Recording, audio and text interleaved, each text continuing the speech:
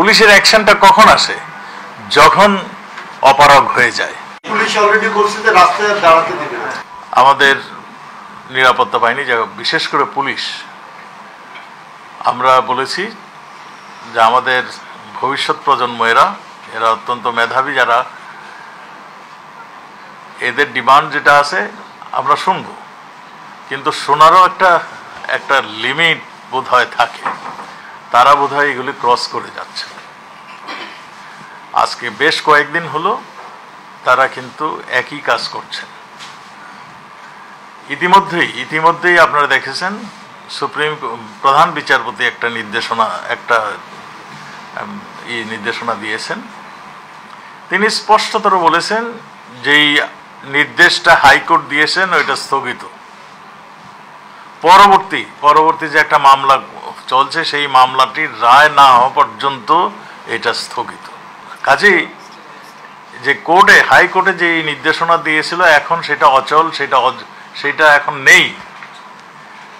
এই ক্ষেত্রে আমার মনে হয় ছাত্রদের এগুলি বোঝা উচিত, জানা উচিত যে এই রায় যখন নেই তাহলে আন্দোলন করছে কেন। একটা আন্দোলন করলে তাদেরও বাবা মা বিভিন্ন কাজে, তার আত্মীয় স্বজন বিভিন্ন কাজে বিভিন্ন জায়গায় ছুটতে হয়, হাসপাতালে যেতে হয়, চাকরির জন্য বিভিন্ন জায়গায় যেতে হয়। রাস্তা যদি বাংলাদেশকে যদি বন্ধই করে দেয় তাহলে কেমনে চলবে, এটাও তাদের বোঝা উচিত। আমার মনে হয় কোর্টের থেকে যে নির্দেশনাটা দিয়েছে এটা একদম সম্পূর্ণ ক্লিয়ার, এবং তাদেরকেও অনুরোধ করেছেন তাদের যদি কিছু বলার থাকে কোর্ট তাদের কথা শুনবে। তারা যেন কোর্টে এসে তাদের যা বলে সেটা সাবমিশন করেন। এটা কিন্তু স্পষ্ট সুন্দরভাবে বলে দিয়েছেন। কাজে এরপরে আমার মনে হয় আর রাস্তা থেকে তাদের কষ্ট করার কোনো প্রয়োজন আমার মনে হয় নেই। কোর্ট কিন্তু সব ধরনেরই সুযোগ তাদের জন্য রেখে দিয়েছেন, তাদের কাছে থেকে শুনতে চাচ্ছেন কোর্ট। কাজেই এখন আমার মনে হয় এত কষ্ট করে রাস্তা অবস্থান করে কোনো প্রয়োজন আছে বলে আমার মনে হয় না। যেহেতু এটা কোর্টে করছেন, কোর্টের মাধ্যমে এটা নিষ্পত্তি হবে, এটাই আমরা আশা করি। আমি তো অনুরোধ করছি যে আমাদের এই কোমলমতি ছাত্ররা, আমাদের এই যে নতুন প্রজন্ম যাদের নিয়ে আমরা গর্ব করি, তারা যেন এইখানে কষ্ট না করে তারা যেন কোর্টে যে নির্দেশনা দিয়েছে তাদের যদি কিছু বলার থাকে তারা যেন কোর্টে উপস্থাপন করে তাদের নির্দেশ এইগুলো। আর এইখানে অযথা আর ভিড় না করে এইখানে এগুলি করতে গেলেই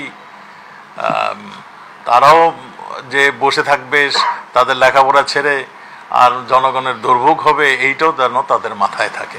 পুলিশের অবস্থান কি হবে? পুলিশ তো বাংলাদেশেরই মানুষ, এরা তো আমাদেরই সন্তান, আমি সবসময় বলছি। কাজেই এদের কথা আমরা শুনেছি, কোর্টের কথা শুনেছি।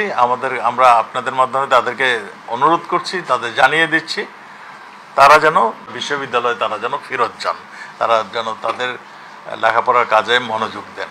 পৃথিবীর অনেক দেশেই এই ধরনের কোটা রয়েছে। আমাদের কাছে যা আমরা এখনো তথ্য পাচ্ছি, যে মন্ত্রী মহোদয় একটু খোলামেলাভাবেই বলেছে, আমরা তথ্য যেগুলি পেয়েছি অনেকেই তাদেরকে ব্যবহার করার জন্য এখনো কাজ শুরু করে দিয়েছে, দৌড়ঝাঁপ শুরু করে দিয়েছেন।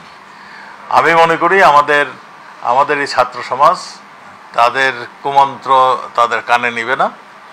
তারা যেহেতু এটা মীমাংসার পথে চলে গিয়েছে, তারা তাদের এই যে স্ট্রাইক সেগুলো উইথড্র করে তাদের ফিরে যাবেন। তারা শিক্ষিত ছেলে, তারা মেধাবী ছেলে,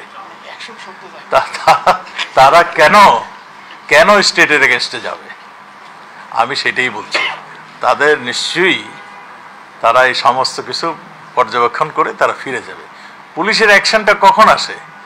যখন অপারগ হয়ে যায়, যখন অগ্নিসংযোগ করতে যায়, যখন ধ্বংস করতে যায়, যখন জানমালের নিশ্চয়তার অভাব হয়ে যায়, যখন অনৈতিকভাবে কোনো সিচুয়েশন তৈরি হয়, সেইগুলি করতে হলে পুলিশ বসে থাকবে না।